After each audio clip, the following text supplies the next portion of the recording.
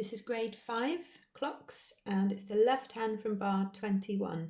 So this pattern is actually the same as the right hand tune from the beginning, but you're now playing it in the left hand. I mean, it's an octave lower as well. So you've got thumb on E flat, 2 on B flat, 4 on G.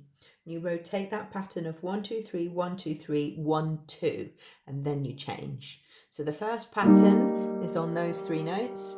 The second pattern is on D flat, B flat, and F with 1, 2, 5. Then you do that same one again. Then your thumb comes down to C, 1 on C, 3 on A flat, and 5 on F. So that's the 3 chords that you have to do.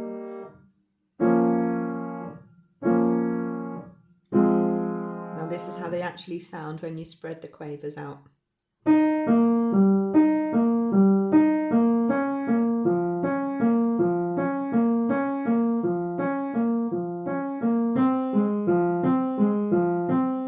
You might have heard I was actually grouping mostly thumbs. It's the first of each group of 3 and then that little group of 2 at the end. So strong, strong, strong, strong, strong, strong.